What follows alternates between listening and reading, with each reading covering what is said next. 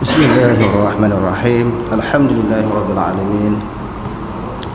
Wassalatu wassalamu ala asyrafil anbiya'i wal mursalin wa ala alihi wa ashabihi ajma'in. Allahumma rabbi shrah li sadri wa yassir li amri wahlul 'uqdatam min lisani yafqahu qawli. Wala hawla wala quwwata illa billahil 'aliyyil 'azim. Allahumma la sahla illa ma ja'altahu sahla. Wa anta taj'alul husna in syi'ta sahla. Rabbi yassir wa la tu'assir wa atmim bil khair. Amma ba'd. Yang dihormati lagi dikasihi Al-Fadhil Tuan Pengurusi Majlis, yang dihormati lagi dikasihi pengurusi surau ini, seluruh ahli jawatan kuasa, hadirin hadirat yang dirahmati lagi dikasihi sekalian. Pertama-tama marilah sama-sama kita merafakkan setinggi-tinggi kesyukuran kepada Allah Subhanahu wa taala kerana dengan limpah dan kurnia-Nya telah diberi peluang, kesempatan dan dipanjangkan umur kita sekali lagi untuk kita berada di dalam majlis ilmu. Jadi pada malam ini kita sangat bertuah hadirin sekalian kerana kita penganut mazhab Syafi'i. Kita telah beramal dengan mazhab Syafi'i begitu lama, tanpa pernah, mungkin sebahagian daripada kita ini tanpa pernah mengkaji, menyelidiki, membongkar bagaimanakah pegangan akidah oleh Imam Syafi'i. Cuma kita selalu sebut tentang pegangan hukum fiqh daripada kalangan mazhab yang empat itu, Hambali, Maliki, Hanafi, Syafi'i. Jadi kita mendakwa kita berpegang kepada mazhab Syafi'i, maknanya yang tu pegangan di sudut fiqh. Adapun pegangan di sudut akidah jarang-jarang di bedah siasat. Bagaimanakah akidah pegangan Imam Syafi'i? Jadi alhamdulillah, saya sebut sekali lagi bersyukur kepada Allah Subhanahu wa taala kerana pada malam ini kita berpeluang, berkesempatan nak bedah siasat tentang pegangan akidah yang dikemukakan oleh Imam Syafi'i kita sendiri. Sebelum kita pergi lebih lanjut, di dalam masalah akidah ini dia terbahagi kepada dua pegangan. Di dalam masalah akidah ini terbahagi kepada dua pegangan. Pertamanya disebut sebagai akidah salaf. Akidah salaf ini iaitu pegangan yang dipegang di zaman Nabi SAW, para sahabat dan juga tabi'in, di mana golongan salaf ini Allah Subhanahu wa taala telah memuji mereka di dalam beberapa tempat di dalam Al-Quran. Di antaranya Allah Taala kata, kuntum khaira ummatin, kamu adalah merupakan sebaik-baik umat. Yang kedua Allah Taala kata, was-sabiqunal awwalun, iaitu golongan yang mula-mula mendahului manusia di sudut iman mereka. Jadi salaf-salaf ini disebut oleh ulama golongan para sahabat tabi'in. Maknanya orang yang berpegang kepada akidah salafus salih.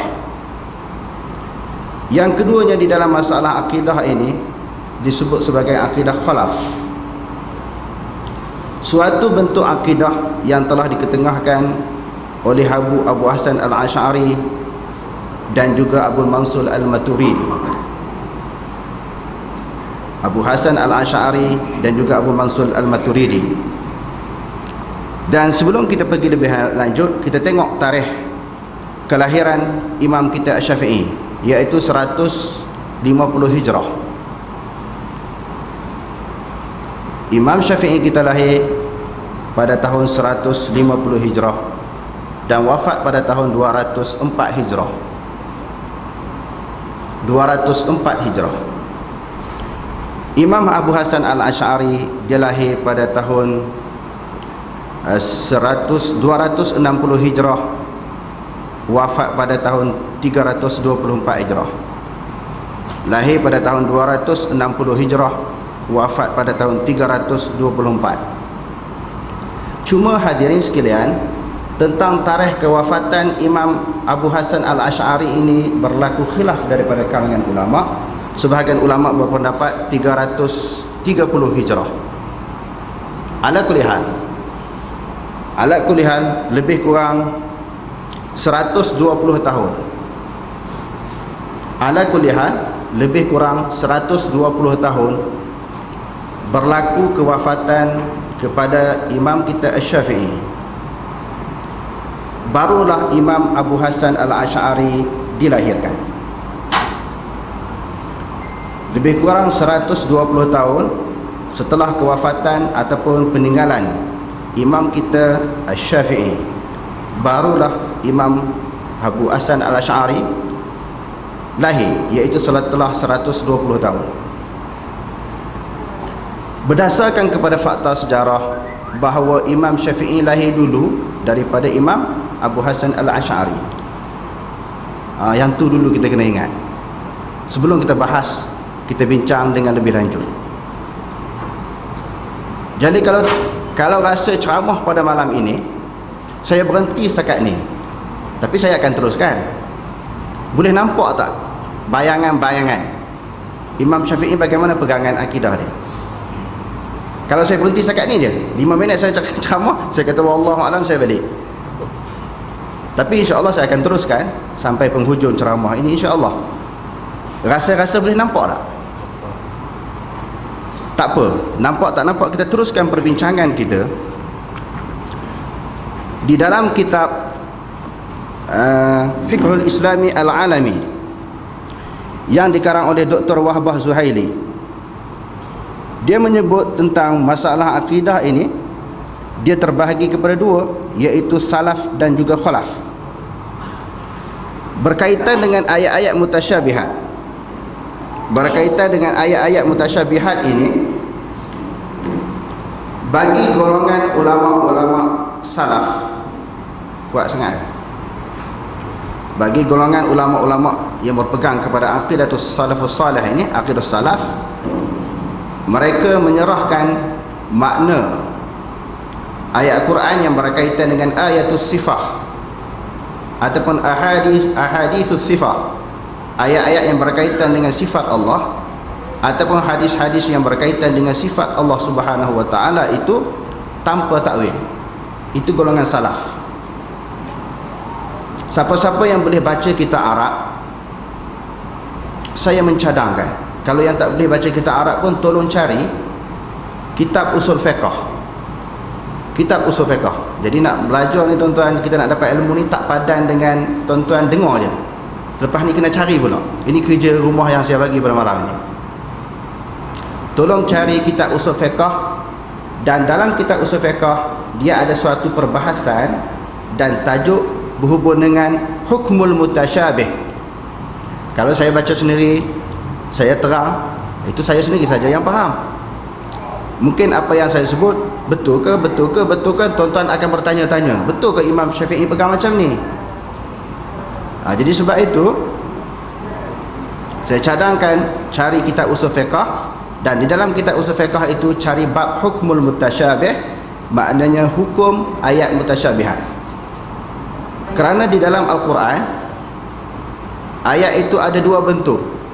Pertamanya ni ayat mutasyabihat yang tidak jelas tentang kedudukan dan hukumnya. Ayat mutasyabihat yang tidak jelas tentang kedudukan hukum dan maksudnya. Sebagaimana yang Allah Subhanahu wa taala sebut di dalam surah Ali Imran, ayat yang ke-7, huwallazi anzala 'alaikal kitaba minhu ayatun muhkamat hunna ummul kitabi wa ukhra mutasyabihat. Dialah Allah yang telah menurunkan kepada engkau wahai Muhammad kitab, engkau akan Alkitab, daripada di kitab itu ayatun muhkamat. Sebahagian isi yang terkandung di dalam Al-Quran dikenali dengan ayatun muhkamat. Dipanggil ayat muhkamat ini, maknanya ayat yang terang tentang hukum, tentang maksud dan hukum dia, halal haram, boleh tak boleh. Allah Ta'ala kata aqimus salah wa atuz zakah, diwajibkan kepada kamu sembahyang, diwajibkan menunaikan zakat. Kutiba alaikumus shiyam, diwajibkan berpuasa. Ini dipanggil ayat muhkam. Berdasarkan kepada hukum fiqh dipanggil ayat muhkam, iaitu ayat yang terang dan jelas maksudnya, tanpa berlaku kesamaran ataupun kemiskinan. Yang keduanya dipanggil ayat mutasyabihat. Yang kedua dipanggil ayat mutasyabihat. Jadi ayat mutasyabihat ini tidak terang, tidak jelas tentang maksud dia. Seperti apa hadirin sekalian? Seperti Allah Ta'ala sebut di dalam Al-Quran, Ar-Rahmanu ala arsyistawa. Tuhan yang maha pemurah itu bersemayam di atas arash. Apakah ini maksudkan bersemayam di situ? Jadi ulama salaf berbeza pendapat dengan ulama-ulama khalaf. Seperti yadullahi fawqa aydihim. Tangan Allah Subhanahu wa taala itu di atas tangan-tangan mereka. Tajri bi a'yunina liman kana kufir. Allah Taala kata dia ada mata. Wa yabqa wajhu rabbuka zul jalali wal ikram. Bahawa yang kekalnya adalah diri Allah Taala yang maha terpuji, yang maha mulia. Jadi di dalam Al-Quran menyebut tentang Allah Taala berada di arash. Allah Taala ada mata. Allah Taala ada tangan. Bahkan di dalam hadis yang diriwayatkan oleh Imam Bukhari menyebut, inna qulubal khalaiqi baina usbu'aini min asabi'ir rahman. Sesungguhnya hati-hati manusia di antara dua jari daripada jari-jari Tuhan. Secara kesimpulan daripada ayat-ayat yang kita bacakan tadi dan daripada hadis yang kita sebutkan tadi, bahawa inilah yang disebutkan ayat mutasyabihat ataupun ahaditsus sifah, hadis-hadis yang menceritakan tentang sifat Allah Subhanahu wa taala. Jadi kita tengok bagaimana Imam Syafi'i kita. Bagaimana Imam Syafi'i kita berpegang di dalam ayat mutasyabihat ini.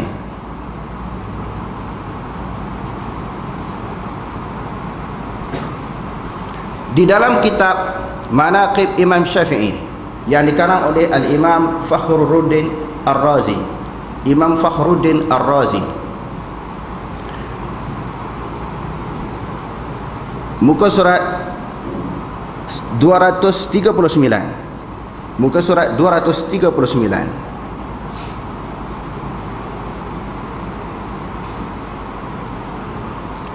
Bahawa Imam Syafi'i kita ini dia berpegang kepada zahir ayat. Dia berpegang kepada apa? Zahir ayat. Dia berpegang kepada zahir ayat. Saya baca dia punya kenyataan. Innahu kana fi nihayatil bughdi li ilmil kalam. Imam Syafi'i ini tak gemar sangat. Orang Perak tak gemar, tak apa suka perbahasan tentang ilmu kalam. Ilmu kalam ni ilmu apa? Ilmu tauhid. Dia banyak main falsafah, dia banyak main logik, banyak main akal. Wa fi ghayatil mahabbati li zahiril kitab was sunnati. Dia sangat suka berpegang kepada zahir kitab dan juga zahir sunnah. Selain daripada perbahasan ayat mutasyabihat, di dalam usul fiqh juga membincangkan isu sama ada ayat itu dipegang secara zahir ataupun dipegang secara takwil. Kadang-kadang ayat itu ulama pegang secara zahir tanpa takwil, kadang-kadang dipegang secara takwil. Jadi ada keadaan-keadaan tertentu, ketika-ketika tertentu. Tetapi banyaknya ayat Al-Quran, apatah lagi yang berkaitan dengan kesemua ayat Al-Quran, apatah lagi yang berkaitan dengan ayat mutasyabihat ini. Kalau kita tengok khususnya ayat mutasyabihat, Imam Syafi'i ini ulama menyebut walam yunqal ilaina annahu mala ila ta'wil. Tidak dinakalkan maknanya orang tidak memindahkan perkataan Imam Syafi'i. Orang tak jumpa perkataan Imam Syafi'i dia cenderung kepada takwil. Ingat tuan-tuan, kita mazhab Syafi'i, kita pegang dengan banyak pendapat Imam Syafi'i, kita kena sedar bahawa pegangan imam kita, Imamuna Asy-Syafi'i, dia tak apa suka kepada ayat-ayat Quran dan hadis ini dipegang secara takwil. Walaupun dia ada beberapa bab dipegang secara takwil, tetapi ayat mutasyabihat ini dia berpegang secara zahir ayat. Kerana di sana ada golongan yang kata, tengok, ada golongan di Malaysia ini sikit-sikit berpegang kepada zahir ayat, sikit-sikit berpegang kepada zahir ayat. Kita kena berpegang secara takwil. Tak semua ayat Quran dipegang secara takwil ataupun tafsir. Ada ayat-ayat Quran, khususnya ayat mutasyabihat ini, Imam Syafi'i sendiri diperpegang secara zahir, tidak takwil. Wa dzalika yujibul qawlu bi annahu kana ala dzalikal mazhab. Wajiblah kita kata dia berpegang dengan pegangan tersebut, iaitu pegangan kepada zahir ayat.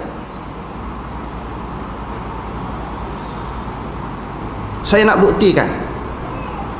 Tadi kita sebut secara umum Imam Syafi'i pegang kepada zahir ayat. Berdasarkan kepada ayat Al-Quran, ayat 54, 54 surah Al-A'raf, summa stawa 'alal 'arsy. Ayat ni selalu kita baca kan, selalu kita dengar, selalu ditazkirahkan. Sampai tak ayat ni orang takut nak baca, takut nak hurai.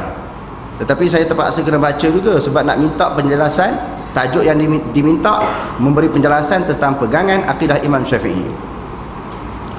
Di dalam mentafsirkan ayat ini, summa stawa 'alal 'arsy, Ibnu Katsir di dalam tafsirnya, kalau tuan-tuan buka Ibnu Katsir dalam tafsirnya, Ibnu Katsir kata apa? Falin nasi fi hadzal maqami maqalatun kathiratun jiddan. Manusia banyak pada tempat ini mengemukakan berbagai-bagai pendapat berhubung dengan Ar-Rahmanu 'ala 'arsy istawa. Ibnu Katsir kata manusia ni macam-macam pandangan. Walaysa hadza mawdi'u bastiha. Ini bukan tempat nak perpanjangkan perbincangan. Bukan tempat ni, dia kata. Tak sesuai. Cuma dia ringkaskan daripada perkataan-perkataan yang banyak. Ibnu Katsir meringkaskan pendapat-pendapat yang ramai daripada kalangan ulama.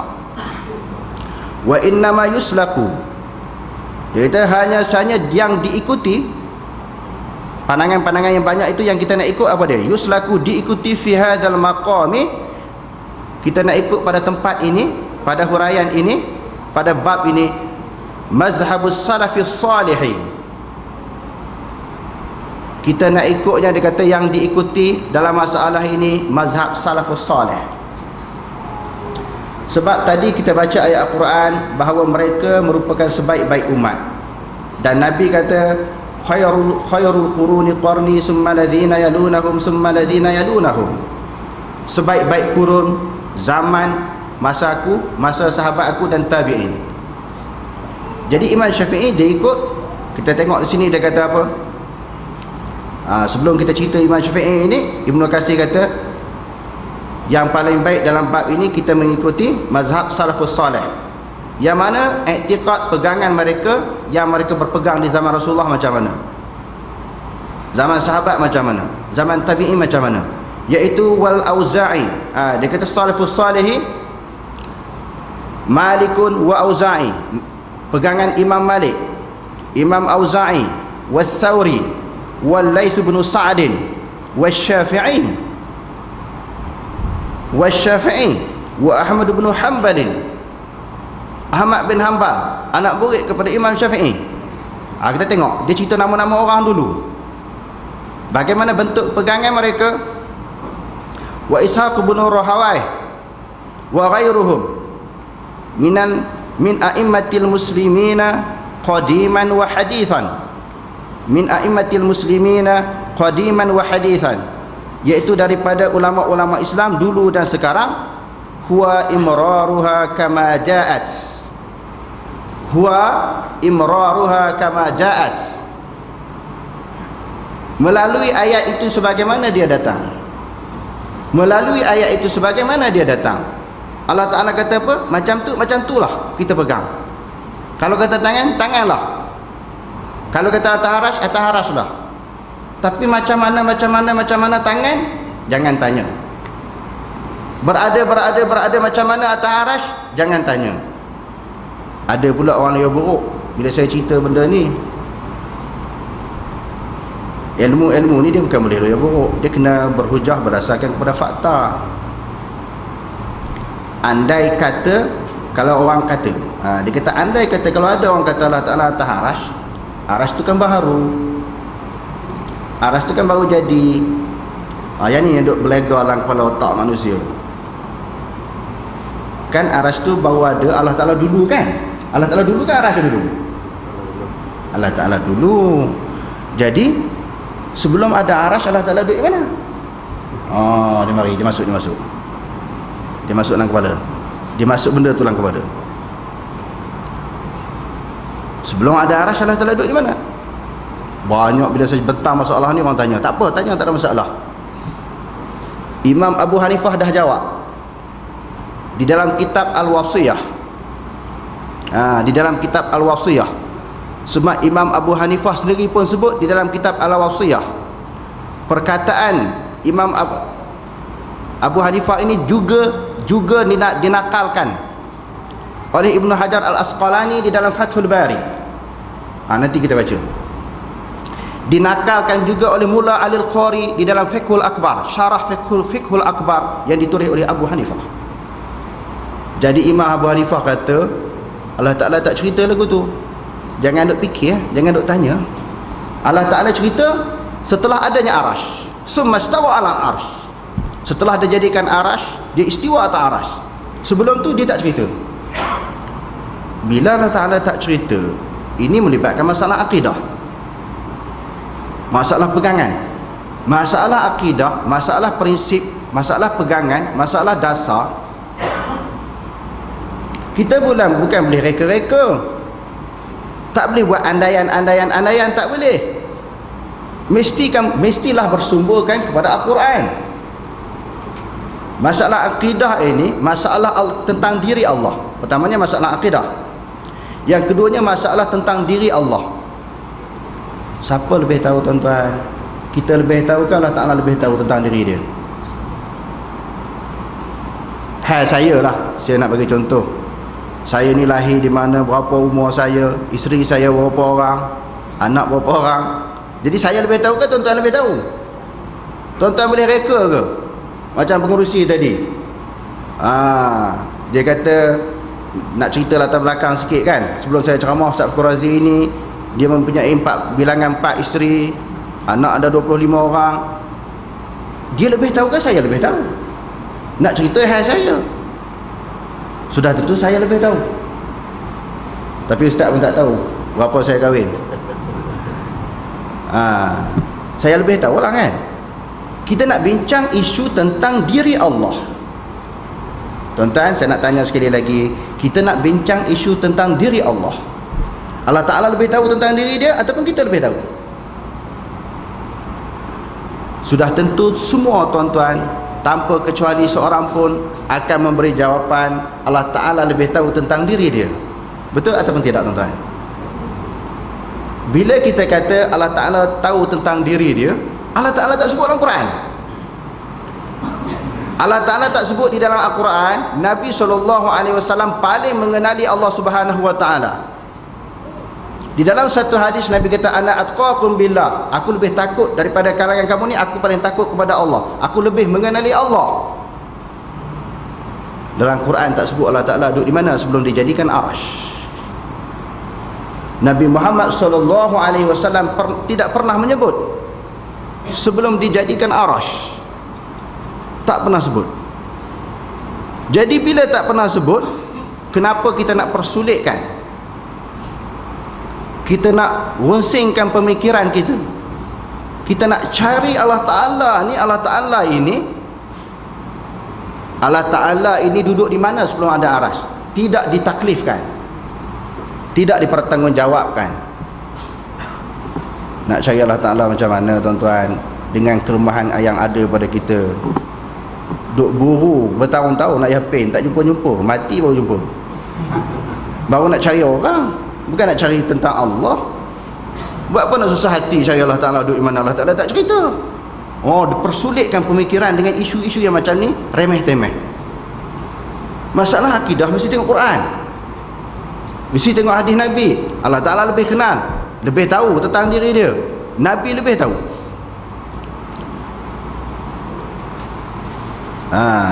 Jadi Imam Abu Hanifah dia kata nuqiru bi anna Allah istawa 'alal arsy min ghairi an yakuna lahu hajatun.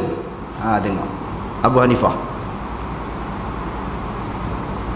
Sebab apa saya petik perkataan Abu Hanifah? Sebab Imam Abu Hanifah ini dia adalah salah seorang ulama yang berpegang kepada akidah salafus salih.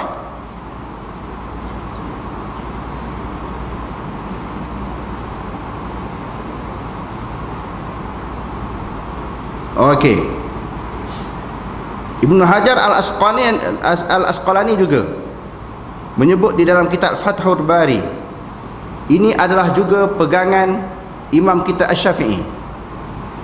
Selain daripada Abu Hanifah, Imam Syafi'i kita berpegang dengan akidah salafus salih, bahawa Allah Subhanahu wa taala berada ataupun bersemayam di atas arasy. Bersemayam di atas arasy. Allahu Akbar, Allahu Akbar. Okey.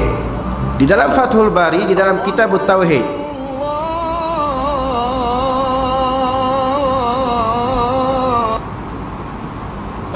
okey, ada sikit gangguan.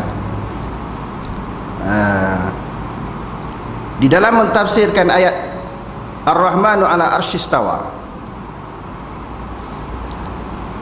qala bila kaifin, istiwanya Allah Subhanahu wa taala itu tidak ada kafiat, macam mana tidak berlaku. Kita tak boleh contohkan, sebutkan Allah Subhanahu wa taala begini-begini berada di atas arasy. Wal asaru fihi anis salafi kathiratun, asar daripada salaf itu banyak menceritakan tentang bersemayamnya Allah Subhanahu wa taala di atas arasy. Wa hazihi tariqatus Syafi'i, dia kata wa hadhihi tariqatus Syafi'i. Siapa sebut? Ibnu Hajar Al-Asqalani di dalam Fathul Bari, dalam kitab Tauhid. Ibnu Hajar juga salah seorang ulama yang berpegang kepada mazhab Syafi'i. Wa Ahmad bin Hanbal. Wa qala At-Tirmizi fi jami'i aqba hadits Abi Hurairah fi nuzul wa huwa 'ala al-'arsy kama wasafa bihi nafsahu fi kitabihi. Imam Syafi'i tadi kita baca di dalam manaqib dia tak takwil, rupa-rupanya betul sebagaimana yang disebut oleh Ibnu Hajar Al-Asqalani. Sebagaimana yang disebut oleh Ibnu Hajar Al-Asqalani. Begitu juga hadirin sekalian disebut oleh Imam Baihaqi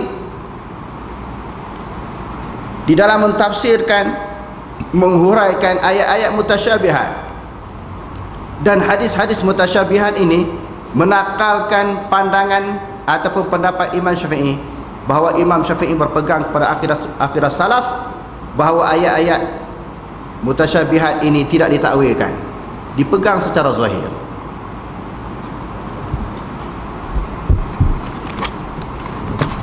Saya nak buktikan lagi kepada tuan-tuan, ini kitab Risalah. Tuan-tuan pernah baca kitab ni? Pernah dengar tak? Kitab Risalah yang dikarang oleh Imam Syafi'i. Tadi kita menakalkan pendapat Imam Syafi'i di dalam kitab yang bukan dia tulis. Orang kata orang reka. Orang reka je ni. Ulama dia tak reka, tuan-tuan. Dia bukan macam kita jenis auta. Benda tak ada kita kata ada. Benda tak ada kita kata ada, benda ada kita kata tak ada, untuk mempertahankan hujah kita. Ulama tak. Apa yang dicakap itu memang maklumat yang betul berdasarkan fakta yang sahih. Kalau kita baca di dalam kitab Ar-Risalah, pada bab 241 dan 242, falau amana 'abdun bihi wa lam yu'min bi rasulihi lam yaqa' alaihi ismul kamalil imani abadan. Sekiranya seorang hamba beriman dengan rasulnya, sekiranya seseorang hamba tidak beriman dengan rasulnya, tidak dianggap, tidak berlaku kepadanya kesempurnaan iman, hatta yu'mina bi rasulihi ma'ahu.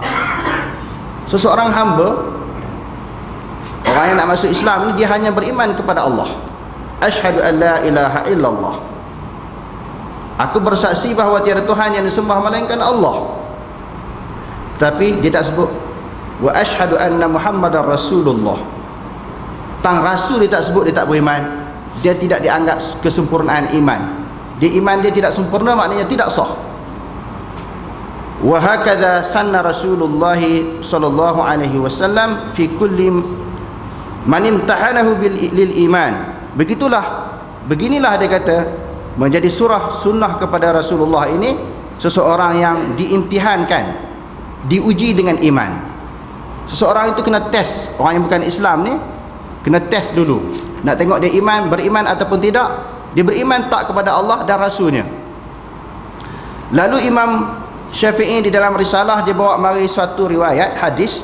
Dia kata akhbarana Malikun an Hilal ibn Usamah an Atha ibn Yasar an Umar ibn al-Hakam qala ataitu Rasulullah sallallahu alaihi wasallam bi jariyatin faqultu ya Rasulullah alayya raqabatun afa'atiqaha faqala laha Rasulullah sallallahu alaihi wasallam aina Allah faqalat fis sama' faqala man ana qalat anta Rasulullah qala fa'aqtiqha.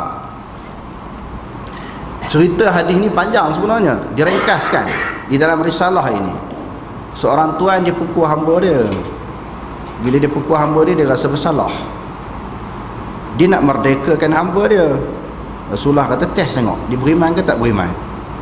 Lalu hamba ini, seorang sahabat ini, Umar bin Hakam, riwayat menyebut daripada Malik Umar bin Hakam, sebenarnya Umar bin Muawiyah, keliru tambing ayah dia. Hadis ni hadis sahih, disebut juga oleh Imam Muslim di dalam sahihnya.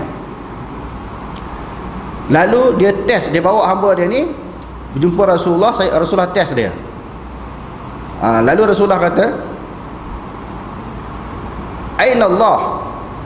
Mula-mula dia tanya man ana, anta Rasulullah. Lepas tu dia tanya aina Allah. Hamba tu kata fis sama', Allah Ta'ala berada di langit. Lalu Rasulullah kata fa'aqtiqha fa innaha mu'minatun, merdekakanlah dia kerana dia seorang hamba yang beriman. Kalau dikatakan hadis ini hadis yang dhaif, Imam Syafi'i bawa masuk dalam risalah. Kalau sekiranya fis sama' ini ada huraian lain, maksudnya Imam Syafi'i tidak berpegang kepada zahir, sudah tentu dia tafsirkan. Oh, fis sama' ni sebenarnya bukan kata Allah Ta'ala ta'arash, maksud dia gini, dia akan hurai. Tapi dia mati sekat tu.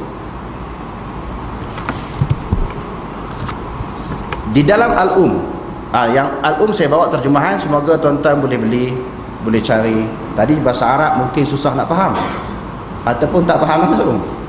Dia dua je, susah nak faham ataupun tak faham langsung. Jadi saya bawa yang bahasa Melayu punya yang ada tahqiq Al-Um. Tadi saya bawa yang bahasa Arab. Jadi di dalam bab memerdekakan hamba di dalam zihar,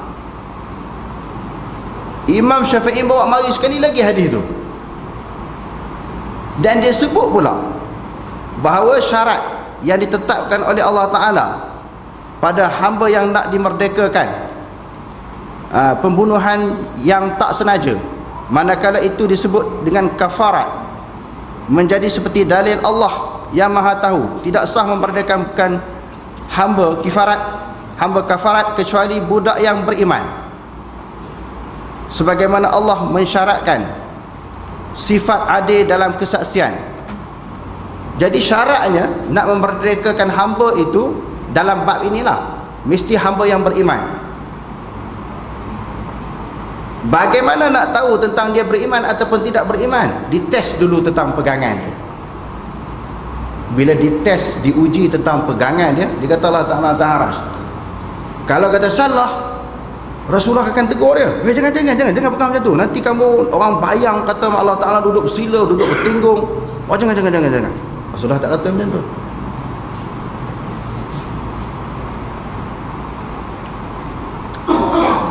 Tuan-tuan ragui apa yang saya sebutkan ataupun apa yang ada dalam kitab ni. Kami kata, tak pernah dengar ni Imam Syafi'i pegang macam tu. Kami duduk mengaji dulu-dulu, tak pernah dengar sebab tak pernah baca Al-Um. Tak pernah baca risalah. Sebab tu saya kata, alhamdulillah, bersyukur kepada Allah malam ni kita dapat bedah siasat pegangan Imam Syafi'i. Kita tak pernah tahu. Kita tak pernah kaji. Kita duduk dengar orang cakap. Orang cakap Imam Syafi'i kata begini. Padahal ni kita tak pernah buka Al-Um. Risalah kita tak pernah baca. Cuba jatuh tangan siapa dah pernah baca Al-Um dah habis. Semua dah baca. Ini yang saya nak tabik spray ni. Soalan saya, cuba jatuh tangan siapa-siapa dah habis baca Al-Um dan juga risalah Imam Syafi'i. Maknanya tuan-tuan semua dah baca, saya tak habis baca lagi. Jadi hadirin sekalian, Imam Syafi'i ni secara kesimpulan ya, masuk isyarat ya, saya menjadi kebiasaan lah ceramah di mana-mana pun, tazkirah dan mengajar di mana-mana pun, sampai isya saya berhenti ya. Sebab bila sampai isya ni orang tak minat nak dengar. Tengok jam, tengok muka pintu, tengok muka saya macam nak marah je kan. Saya faham maksud tuan-tuan tu. Jadi insya-Allah kita berhenti setakat ini dulu dan saya buka soalan. Kalau ada sebarang kemusykilan dan persoalan untuk dibangkitkan di dalam isu yang kita bincangkan tadi, silakan.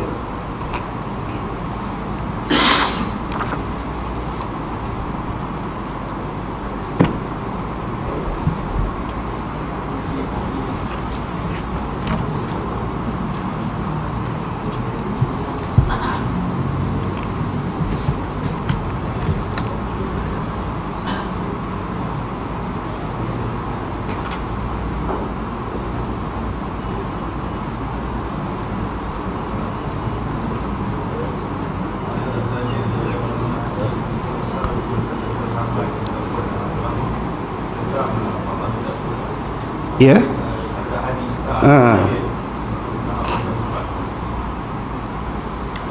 Sepatutnya soalan ni saya tanya tuan-tuan. Dia dalam Quran ada 7 tempat tentang Allah Ta'ala Taharash. Cuma soalan yang sahabat kita kemukakan tadi, ada tak dalil daripada Quran ke ataupun hadis ke Allah Ta'ala tak tempat ni? Sepatutnya soalan ni saya tanya tuan-tuan, ada tak dalil dalam Quran hadis? Sebab kita tuan-tuan jangan menjadi pening, jangan susah hati. Sebab Quran kata, fa in tanaza'tum fi syai'in farudduhu ila Allah war Rasul. Jika kamu berbeza pendapat di antara satu sama lain, hendaklah kamu kembali kepada Allah, kembali kepada Rasul. Okey. Berdasarkan kepada bacaan kajian saya berpegang kepada fakta dan dalil Allah Ta'ala Taharash. Sebab saya boleh kemukakan beberapa dalil dari Quran dan hadis sebagaimana yang saya bacakan tadi.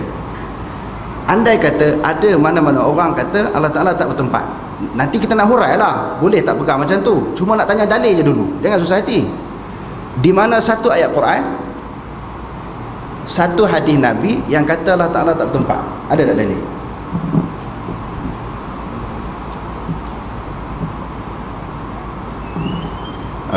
Rasa-rasa je lah. Yakin tak tahu betul, yakin ada ke tak ada tak tahu kan, rasa-rasa ada tak? Jawapannya hadirin sekalian, tak ada. Jawapannya tak ada. Cuma saya nak sebut, di dalam mukadimah saya tadi saya dah sebut, akidah ini terbagi kepada salaf dan khalaf. Bagi ulama-ulama salaf, orang sekarang ni kata bukan salaf salah, sebenarnya dia tak faham. Bila kata Allah Ta'ala Taharash, Allah Ta'ala ada tangan ni, dia kata bahawa kita telah menyamakan Allah Subhanahu Wa Ta'ala dengan sesuatu yang baru. Tak, ini mujassimah dia kata, ataupun musyabbihah. Dia confused, dia tak mampu nak membezakan antara golongan yang serah kepada Allah Ta'ala, maksud tangan, maksud muka, maksud duduk atas arasy, dengan orang mujassimah. Mujassimah dengan musyabbihah ini, dia cerita secara terperinci, Allah Ta'ala duduk macam ni, macam ni, macam ni, macam ni, macam ni. Kalau tangan macam ni, macam ni, macam ni, macam ni. Ada pun golongan salah, dia kata tak tahu. Tangan wallahu a'lam, ada tangan tapi macam mana wallahu a'lam. Ada tangan tetapi tangan macam mana wallahu a'lam. Jadi maknanya salaf ini tidak menyebut tentang bagaimanakah sifat Allah Ta'ala yang disebut tangan itu. Tetapi hakikatnya bagi ulama-ulama khalaf tadi, iaitu satu akidah yang dipegang oleh Abu Hasan Al-Asy'ari, semuanya nak membersihkan Allah Ta'ala daripada segala sifat yang baru. Hak tu kesimpulan yang kita kena pegang. Salaf ke khalaf ke, semua menganggap Allah Ta'ala tak sama. Betul dua-dua. Semua menganggap apa dia? Allah Subhanahu Wa Ta'ala itu tidak sama dengan segala yang baru. Allah Subhanahu Wa Ta'ala tak sama dengan segala yang baru. Okey, saya nak cari dah maklumat dia hilang. Di dalam kitab Risalah Tauhid. Maknanya daripada soalan tadi tidak ada dalil. Tidak ada dalil yang mengatakan dalil daripada Quran dan hadis Allah Subhanahu Wa Ta'ala itu tidak bertempat. Cuma ulama-ulama khalaf ini dia nak apa dia tadi? Nak mengatakan Allah Ta'ala tu memang mukhalafah. Kalau dikatakan tempat, sebab pemikiran khalaf ini dia banyak menggunakan logik. Kalau dikatakan Allah Ta'ala itu bertempat, oh nanti orang awam ni akan faham Allah Ta'ala itu sama dengan makhluk, sama dengan baharu. Sebab itu di awal-awal lagi cantah, awal-awal lagi cantah. Sebab itu ahli sunnah wal jamaah termasuk daripada golongan salaf dan juga golongan khalaf. Jadi kalau ada perbezaan di dalam surau kita pada malam ini, ada orang yang berpegang kepada salaf, ada orang yang berpegang kepada khalaf, jangan kelahi. Sebab apa? Ulama mengiktiraf kedua-dua golongan. Ulama mengiktiraf kedua-dua golongan. Jangan menyesatkan, mengkafirkan salah satu daripada dua golongan ini. Dan saya berasa sedih jugalah bila ada maklumat yang kita dengar, ada di kalangan orang kita, dia menghina, mengkritik ataupun mengutuk pendapat orang yang kata Allah Ta'ala atas arasy. Dia kata ini puak Wahabi. Padahalnya itu pegangan Imam Syafi'i. Tanpa disedari dia telah mengutuk, mencaci Imam kita Syafi'i. Oh tuan-tuan, caci saya tak apa, maki saya tak apa, saya ni manusia yang kerdil. Tetapi kalau maki Imam Syafi'i, kutuk pegangan dia, saya rasa hati. Maki saya tak kisah. Saya bukan ulama, bukan imam, bukan tokoh yang hebat macam Imam Syafi'i. Walaupun dia tak kata dia maki Imam Syafi'i, tapi dia kritik golongan yang berpegang dengan pendapat Imam Syafi'i. Okey, dah jumpa tuan-tuan. Saya kemukakan dalam kitab Jawi je. Yang ni tuan-tuan boleh cari dan tuan-tuan boleh baca. Dalam kitab Risalah Tauhid, muka surat 18. Balik ni cari. Dalam minggu ni kena dapatkan kitab ini, kitab Risalah Tauhid, muka surat 18. Dia kata apa? Sungguhnya ada perkataan dalam Al-Quran dan hadis yang menyebut muka dan tangan. Ini kitab pondok yang saya belajar dulu. Ini dipegang, ni Asy'ariyah, pemikiran Asy'ariyah ataupun khalaf. Dia kata sungguhnya ada perkataan dalam Quran dan hadis yang menyebut muka dan tangan, muka dan tangan Allah, maka perkataan itu hendaklah kita i'tiqadkan sabit secara yang layak dengan Allah Ta'ala, Maha suci daripada berjisim dan Maha suci daripada bersifat dengan segala sifat yang baharu. Maka tiada yang mengetahui akan dia melainkan Allah Ta'ala jua. Demikian inilah perjalanan i'tiqad sekalian sahabat dan orang yang mengikut sahabat dan orang yang mengikut bagi orang yang mengikut sahabat yang dinamakan ulama mutaqaddimin. Dalam kitab sifat 20, Risalah Tauhid ini sifat 20, dia kata ini pegangan salah. Dia kata maknanya kalau ada orang yang berpegang macam tu, dia berpegang kepada akidah salah. Kita tak boleh kata dia Wahabi. Kita tak boleh kata dia mujassimah ataupun musyabbihah, tak boleh. Dalam kitab Sifat 20 berkata pegangan ini betul. Okey, dia cerita pula pendapat yang kedua. Tetapi ulama mutaakhirin telah berkata, adalah perkataan tersebut di dalam Al-Quran dan hadis mengatakan muka dan tangan bagi Allah Ta'ala itu ialah yang dikenaki dengan muka itu zat, iaitu diri Allah, dan yang dikenaki dengan tangan itu kudrat. Demikian lagi tiap-tiap perkataan yang seumpama itu. Demikian lagi tiap-tiap perkataan yang seumpama itu, iaitu ayat-ayat mutasyabihat, ditanggung dengan perkara yang munasabah, dihurai, ditakwil dengan sesuatu yang munasabah dengan Allah Ta'ala daripada segala sifat yang sabit bagi Allah Ta'ala. Maknanya golongan salaf dia tak takwil serah tangan-tangan, atas-aras. Golongan khalaf iaitu Abu Hasan Al-Asy'ari ni dia takwil tangan dengan kuasa. Kok orang yang keliru kepala otak tak betul ni. Maknanya daripada kalangan orang awam dulu, orang awam sekarang ni mungkin okey. Kok dia kata bila sebut tangan Allah Ta'ala ni ada 5 jari macam ni, ada urat, ada darah kan. Dia takut orang awam masa tu pening. Orang awam sekarang ni mungkin dah okey kot. Dia tak akan samakan Allah Ta'ala dengan segala yang baru. Kita tahu mukhalafatuhu ta'ala lil hawadis, laisa kamitslihi syai' wa lam yakul lahu kufuwan ahad. Jelas kan Allah Ta'ala tak sama sekali-sekali. Lalu dibuat kesimpulan, maka di antara i'tiqad yang lebih sentosa, i'tiqad yang lebih sentosa ialah i'tiqad ulama mutaqaddimin. Walaupun dia cerita dua pendapat, dia kata yang selamat, yang dulu yang paling selamat tak takwil. Itu pegangan Imam Syafi'i. Itu pegangan Imam Syafi'i, maknanya dalil tak ada. Cuma saya nak buat kesimpulan, kedua-dua akidah itu diterima sebagai ahli sunnah wal jamaah. Okey, ada soalan lain?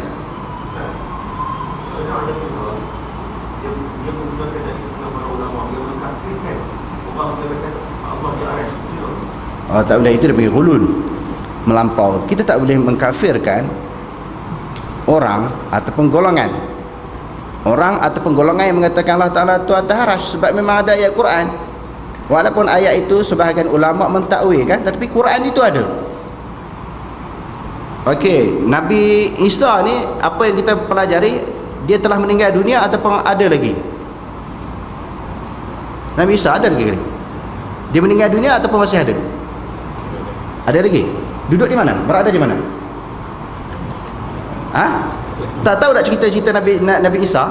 Kita muzakarah ni tuan-tuan. Jangan harap saya cerita, saya pun bukan tahu semua benda ni. Saya nak tanya tuan-tuan, Nabi Isa tu masih hidup ke? Berdasarkan kepada pendapat biasa. Hak pendapat yang luar biasa tu ada lagi. Nak cerita hak biasa-biasa yang kita belajar. Nabi Isa tu masih hidup atau telah wafat? Dia berada di mana? Okey, di dalam surah An-Nisa Allah Ta'ala kata wa ma qataluhu wa ma salabuhu walakin syubbiha lahu. Nabi Isa tidak dibunuh dan tidak disalib, tetapi Allah Ta'ala menyerupakan rupa seorang pemuda sama dengan Nabi Isa. Lalu lelaki inilah yang dibunuh, kata Allah di dalam surah An-Nisa, barrafa'ahu Allahu ilaihi wa kana Allahu azizan hakima. Surah An-Nisa. Bahkan Nabi Isa diangkat berada di sisinya. Kalau kita kata Nabi Isa duduk di langit, kalau Nabi Isa berada di langit, Allah Ta'ala kata Nabi Isa berada di sisinya, jadi Allah Ta'ala duduk mana? Okey, kita semayang 5 waktu kan? 5 waktu tu Nabi ambil kewajipan semayang tu di mana? Okey, dalam Quran Allah Ta'ala kata Subhanallazi asra bi'abdihi lailan minal masjidil harami ilal masjidil aqsa alladzi barakna haulahu linuriyahu min ayatina innahu huwas samiul basir. Ayat pertama surah Al-Isra. Tiap-tiap tahun kita diceramahkan, ditazkirahkan tentang peristiwa Isra dan Mi'raj. Ketika Allah Subhanahu wa taala menjemput Rasulullah sallallahu alaihi wasallam pergi bertemu dengan dia, nak bagi sembahyang 5 waktu ni, jumpa di mana? Di Mengkuang ke, Penanti ke? Jumpa di mana? Di Gua Hira ke? Jumpa di mana? Jumpa tu di mana? Yang tuan-tuan duk dengar ceramah, tak usah dengar hak ceramah saya sebut malam ni. Hak tuan-tuan dengar sebelum ni, pergi ke mana tu? Nabi Muhammad jumpa Allah Ta'ala di mana? Hak tu tuan-tuan balik jawab di rumah. di langit. Kenapa tak berani kata? Dalil cukup banyak tuan-tuan. Sampai subuh saya boleh cerita dalil Allah Ta'ala atas arasy. Sampai subuh insya-Allah. InsyaAllah sampai subuh saya boleh cerita dalil-dalil dalam Quran hadis. Tapi kalau tuan-tuan tekan saya, desak saya, paksa saya cari dalil daripada Quran dan hadis, Allah Ta'ala tu tak bertempat, saya angkat tangan, saya tak ada jawab. Yang tu saya tak ada ilmu, tak ada maklumat. Cuma kita boleh terima lah orang yang kata, bagi golongan yang kata Allah Ta'ala tak bertempat itu, maka dia tidak, tujuannya tidak mahu menyamakan Allah dengan sifat baru. Hak tu kita boleh terima. Tapi kalau tanya saya dalil ambil di mana? Tak ada. Saya duduk mengaji sekolah Arab, saya duduk mengaji sekolah pondok, mengaji kitab Risalah Tauhid, Aqidatun Najin, Darus Samin, Syarah Usul Tahqiq, Bakurah Al-Amani, berbagai-bagai kitab yang berkaitan dengan masalah akidah Asy'ariyah ini. Satu ayat saya tak pernah jumpa yang mengatakan Allah Ta'ala tidak bertempat. Mungkin tuan-tuan jumpa, saya tak jumpa. Jadi maknanya soalan berdasarkan pada soalan tadi tak ada lah. Tak ada. Okey, ada soalan lain? Ustaz, kenapa kita kelahiran Nabi, kelahiran Imam Abu Hanifah pas 120 tahun kewafatan Imam Syafi'i. Kenapa kita di Malaysia ni yang mengatakan bahawa ahli sunnah jemaah ikut akidah Abu Hasan Asy'ari. Okey, tapi kalau besar pula nak ikut Imam Ghazali, dan kalau kita bercanggah dengan tu, bukan kita akan dianggap keluar daripada Imam Syafi'i. Sedangkan akidah dia itu bukan akidah Syafi'i. Soalan yang kedua, tadi kita sebut di sudut fakta sejarahnya, setelah lebih kurang 120 tahun Imam Syafi'i meninggal dunia, barulah lahir Imam Abu Hasan Asy'ari. Itu pun bukan lahir-lahir terus dia tulis kitab. Puluh tahun pula lepas tu baru dia cerdik sikit, baru dia pandai lah. Setelah dia belajar, takkan lahir-lahir tulis, tak munasabah. Dia pun belajar dengan Ali Al-Jubai. Dia guru dia dulu banyak sebelum dia saya dah teringat. Lambat pula lah habis saya dah teringat tu, jagalah tuan-tuan. Jadi maka dia tulislah kitabnya berhubung dengan apa dia tadi, akidah Asy'ariyah tu. Tapi soalannya di sini, kenapakah sedangkan Imam Syafi'i sebelum itu lagi, kewujudan kelahiran Imam Syafi'i sebelum itu lagi. Soalannya, kenapa bila berpegang dengan akidah kata Allah Ta'ala ada tangan, tetapi tangan Allah Ta'ala tak sama dengan makhluk Allah Ta'ala atas arasy, orang kata Wahabi? Itu orang tu sendirilah. Dia kena tanya orang yang kata macam tu. Dia kena tanya orang yang kata macam tu. Okey. Sebelum Imam Abu Hasan Asy'ari meninggal dunia, dia telah menulis 3 kitab.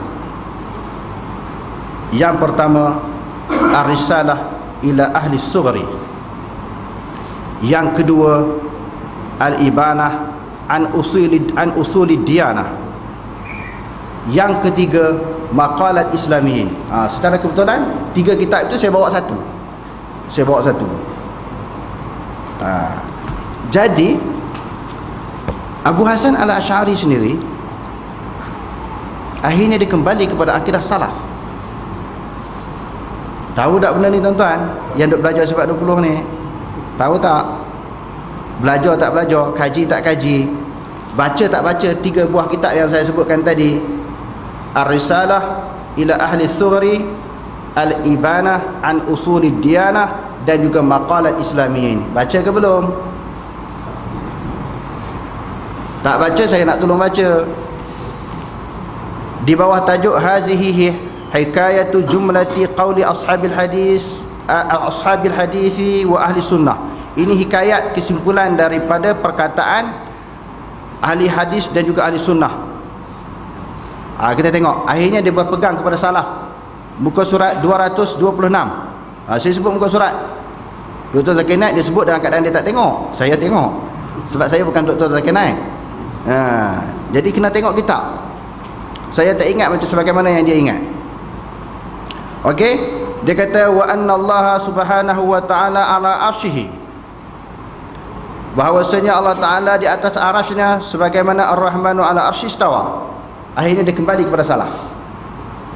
Wa anna lahu yadain bila kaifin, Allah Ta'ala ada dua tangan, tetapi dengan ketiadaan bentuk macam mana. Sebagaimana yang Allah Ta'ala kata, khalaqtu biyadaya, aku telah mencipta Nabi Adam dengan dua tangan aku. Bal yadahu mabsutatani, dua tangan Allah sentiasa terbuka, yakni pemurah.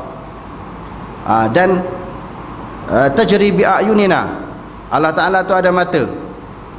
Jadi akhirnya Imam Abu Hasan Asy'ari dia kembali kepada akidah salaf balik. Dia kaji, dia jumpa, dia tulis tiga buah kitab. Sebab tu balik kena baca lah. Kalau kita mengaji style dengar je, orang cakap ni betul-betul, orang ni cakap ni betul-betul. Sampai kiamat tak pandai-pandai. Dengar cakap orang betul ke tak, kita tak tahu lagi. Orang tu pun kira okey juga, dia mengaji juga. Tak, kena tengok kitab lah. Kadang-kadang manusia ni boleh silap. Saya sendiri boleh silap. Sebab tu kalau tuan-tuan tengok dalam YouTube saya ceramah, saya mengajar, saya buat kitab. Saya takut silap. Sebab memang dah kita ni tak ingat sebagaimana ingatan yang dihafal, maklumat dan fakta yang dihafal oleh ulama-ulama dulu. Sebab saya buat kitab. Kalau orang tak percaya ni, tengok sendiri. Jangan nak pakai reka-reka. Jadi maknanya Abu Hasan Asy'ari akhirnya kembali kepada salaf balik. Kita je tak kembali-kembali. Kita tak kembali-kembali. Duk terus pegang cara kita lah kan.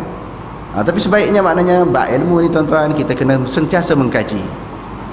Sebab kita nak cari fakta dan maklumat yang tepat. Kerana dalam Quran juga Allah Ta'ala ajar kita, qul hatu burhanakum in kuntum shadiqin. Datanglah dalil kamu sekiranya kamu benar, kamu berada di pihak yang benar, berhujah berdasarkan kepada fakta.